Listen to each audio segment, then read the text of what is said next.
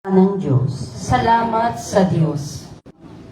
Tinatanggap, pakumbabat, pusong tapat. Diyos ko, iyong tinatanggap, pakumbabat, pusong tapat.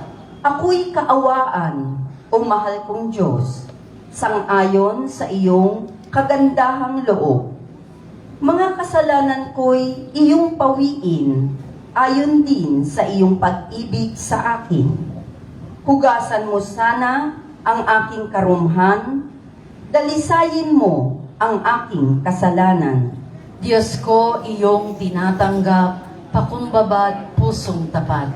Isang pusong tapat sa aking likhain, bigyan mo, O Diyos, ng bagong damdamin. Sa iyong harapay, huwag akong alisin.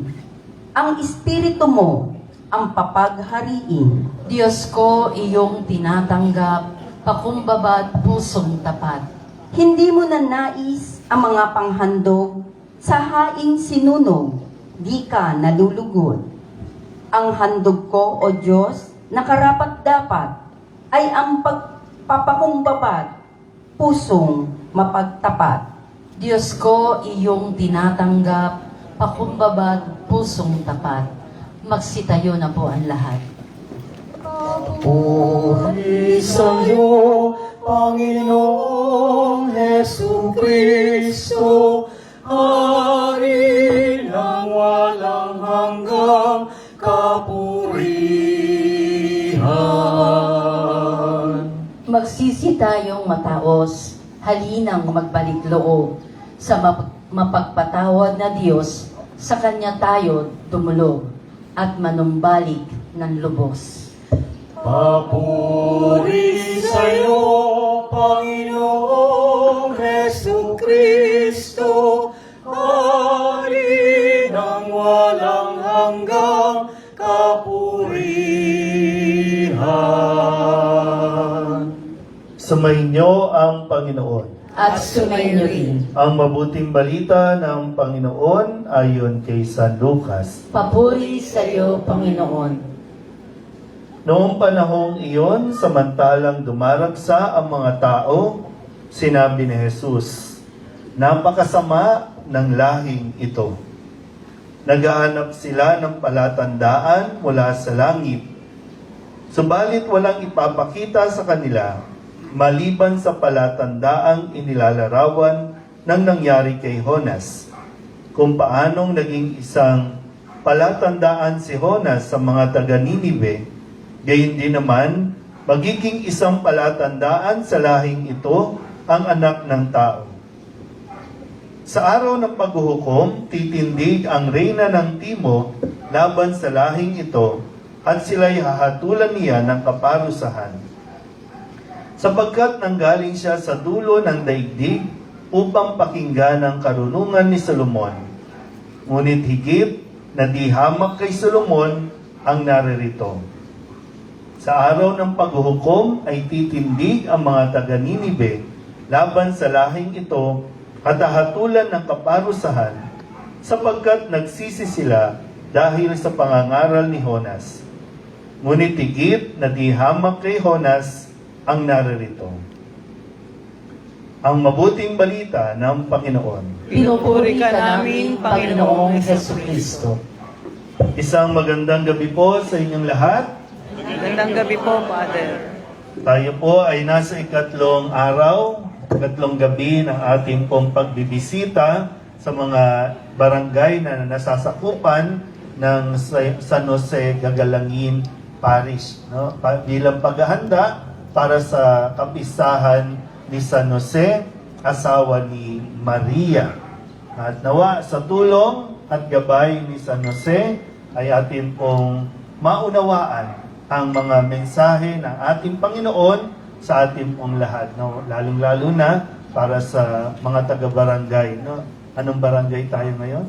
167. 167. Katuwang din yung dalawa pang barangay na apat. 148, 166, 168, 169. Sige po. Kung ibabato sa atin ngayon ang tanong ni Jesus o ang sinabi ni Jesus, bakit kaya? No? Kasi ang sabi ni Jesus, napakasama ng lahing ito. Pang ilang generation na ba tayo dito sa barangay na ito? Pang ilang generation na ba tayo dito sa parokyang ito? At kung kakausapin tayo ng ating ebanghelyo, bakit kaya sasabihan tayo na napakasama ng lahing ito? Sino po ang dito na halos ipinanganak at hanggang ngayon ay naririto pa sa gagalangin? Napapansin niyo po ba ang pinagkaiba nung kayo ay mga bata pa dito sa gagalangin o dito sa tundo at kumpara ngayon? Ano bang masasabi ninyo? Mas mabait ba noon kaysa sa ngayon? Ha? Mas mabait ba noon kaysa ngayon?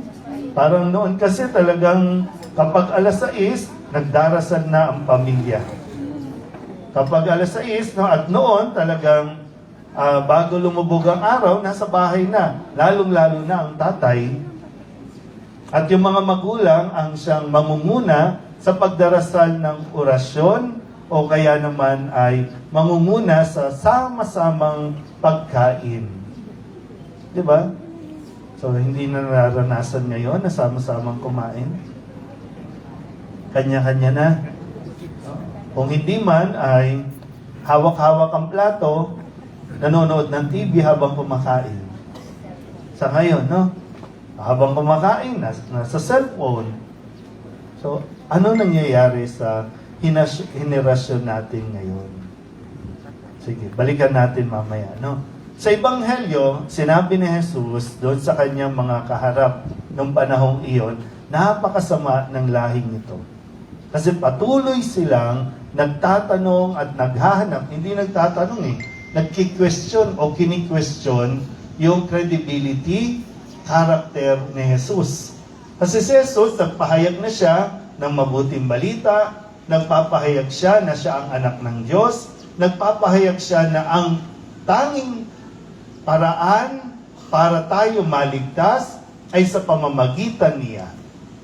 At ang pinapahayag ni Jesus ay magsisi sa ating mga kasalanan. Magbalik loob sa Diyos. Sabihin niyo nga sa katabi ninyo, magsisi ka na. Ay, matanong mo nga kayo, kailan kayo huling nagkumpisal? Last year. Yung iba, kailan? Yung mga matatanda na dito, kailan kayo huling nagkumpisal? Naalala niyo ba? Hindi na. Huwag niyong babaliwalain yun. Huwag natin babaliwalain. Kasi sa tanging ganung paraan, itinuturo sa atin ng simbahan na tayo po ay mapapatawad. O pwede mong sabihin, dumiretso naman po ako sa Diyos. Humingi naman ako ng sorry. Pero sa atin, kung Katoliko ka, ito ang paraan natin, ito ang itinuturo sa atin na ipinasa pa ng mga naunang mga alagad. Na lumapit tayo sa pare, humingi tayo, magsabi tayo ng kasalanan, igagawad ang kapatawaran. Pero dito nga po, patuloy silang naghahanap ng palatandaan kay Jesus dahil hindi nila matanggap-tanggap si Jesus. Kung hindi mo tatanggapin si Jesus, hindi ka makakapasok sa langit. Pero pag tinanong ko naman lahat, gusto mo bang pumasok sa langit? Gusto mo bang makarating ng langit? Sasagot ka ng, opo. Gusto natin makarating sa langit. Pero kung susuriin ang ating buhay, ang pamumuhay natin ngayon, sa tingin mo, makakarating tayo sa langit? Yan. Ay, tayo na po yan, Tayo nang bawal namang pumusgahan ang bawat isa. At hindi naman natin nalalaman kung ano talaga yung nasa puso natin. Pero sinasabi ko lang ito para mapagnilayan natin. Kasi ikaw lang ang makakaalam at ang Diyos kung anong uri ng pamumuhay meron tayo. So, ngayon, napakasama ng lahing ito. Bakit kaya? Kung sa ngayon, no? Bakit kaya? Ang ganda po ng kwento sa unang pagbasa, no? Nung ipinahayag ni Jonas ang mensahe ng Panginoon na dahil sa kasalanan ng bayan ng Ninive, parurusahan sila ng Diyos. Sabi no, sa loob ng 40 araw, kaya nga ang Kwaresma, 40 araw na ibinibigay din sa atin. Sabi, nagugunawin, parurusahan ang Ninive. Pero dahil nakinig ang hari, pero mo, no? Napakaganda talaga na kung ang mga pinuno, ang mga leader, ang nangunguna sa pagbabalik loob sa Diyos. Kasi dito, nung ma-realize ng hari na nagkamali sila, iniutos niya. Hari siya eh. May authority siya. Iniutos niya na lahat ng nasasakupan niya ay mag-ayuno bilang tanda ng pagsisisi. At magbabalik loob sila sa Diyos bilang isang bayan, pangungunahan ng pinakapinuno ng bayang iyon. Kaya, binago na o hindi na itinuloy ng Diyos ang pagpaparusa sa Ninive. Diba? Kung marirealize lang sana natin, no? Lalong-lalo na ng mga leader natin ngayon, na unang-una na sila dapat mangunang magsisi, tumalikod sa kasalanan, at iutos, no, pwede mo yun, pwedeng iutos niya sa mga tao na magsimba, na magdasal. Pwede niyang ipakita, no, na yung halimbawa ng pagbabalik loob sa Diyos. Kaya ngayon, sa kasawiang palad, bakit napakasama ng lahing ito? Kasi sinabi ng huwag kang papatay, pero ginagawa nating normal ang pagpatay. Minsan nga, nagiging subjective pa. Kapag may posisyon, kapag may pangalan, okay lang na pumatay. Pero kapag taga-tundo, silya elektrika yan. Diba? Ginagawa nating normal, nililegalize natin yung mga bawal para lamang sa sarili nating kapakanan. Gusto natin i-legalize ang abortion. Kasi sinasabi natin, karapatan ng bawat isa. Dati nga po, no? Ngayon, sino pang may mga estudyante dito? Ngayon wala ng religion classes. Meron pa po. Meron na. Once a week na lang. Pero dati, nung naabutan ko pa, may subject na religion. Hindi na ito optional. Hindi na ito once a week lang. Maswerte na lang na yung mga eskwelahan natin dito, tinatanggap pa yung mga katikista natin, nakakapagturo pa. Minsan na nilang binalak, gumawa ng batas, alisin ang mga crucifix sa classroom. Diba? So saan ba tayo patungo? Yung generation natin, saan ito patungo? Mahalaga, no? Mahalaga na ang mga leader na pinipili natin ay tunay na maka-Diyos. May takot sa Diyos. Hindi yung basta kalampili ng pili, boto ka ng boto nang hindi mo sinusuri dahil malaki ang magiging, ang gagampanan niyan sa buhay ng bawat isa sa atin. Kasama na dyan ang pananampalataya natin. Sa kasalukuyan nangyayari, no? Medyo magulo tayo ngayon. No? Ngayon, no? Ang gulo eh. Nalilito talaga ako. No? Kung ano yung mga katotohanan, kung kaya kailangan talaga natin na magbalik loob sa Diyos. Kung dito po, no, sa mga barangay, malaking ginagampanan ng mga barangay chairman. Meron tayo dito ang kapiling, no, na maglilingkod sa bayan, si Sir Romel, no? Sir Romel. Malaki ang ginagampanan at gagampanan ng mga tatakbo sa susunod na eleksyon kung alam lang nila yung bigat ng responsibilidad na nakaatang sa, no, ilalagay nila sa kanilang balikat. na hindi lang ito basta pera, hindi lang ito basta magpayaman. Kasi nakasalalay din sa kanila. Kasi dito, no, chairman, no, yun yung level eh. Sa chairman pa lang, kung ang chairman, maka-Diyos, malapit sa Diyos, buong barangay, kayang-kaya niyang ilapit sa Diyos. Pero kung ang barangay mismo, malayo sa Diyos, hindi ko alam kung anong aasahan natin. No? Kaya salamat na lang. At least dito, tinanggap tayo para makapagmisa. Kasi ginajustify natin minsan, no? Wag na magmisa. Kasi may mga ibang sekta, may ibang reliyon. Pero, nakakalungkot lang, Katoliko mismo tumatanggi sa atin.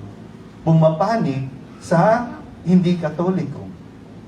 Pumapanig at tinatanggap, respeto para sa ibang paniniwala, pero yung sariling pananampalataya, hindi matutukan. Kaya sana, no, tingnan natin, lalo pa paghahanda rin tayo, nasa panahon tayo ng Kwaresma, ipagdasal ninyo, ipagdasal natin yung mga gagawin ninyong desisyon. Ang pagboto ay bahagi ng ating pong katapatan din sa Diyos at sa bayan. Kaya, sana hindi isang araw masabihan tayo ng napakasama ng lahing ito. Kasi itong lahing ito ang magpapasa kung anong kinabukasan ang haharapin ng mga batang ito. O anong iiwanan natin. Maswerte pa tayo dahil naranasan pa natin noon na tayo po ay tinuturuang magdasal. Maswerte pa tayo noon. Ngayon, baka naman sa atin maputol. Ano ang natutunan mong maganda sa ating pananampalataya? Ipamana mo. Iwanan mo. Para nang sa ganon, ang mga bagong henerasyon na ito na papalit sa atin ay talagang mas mapalapit din sa Diyos. Amen? Amen. Magsitayo ang lahat.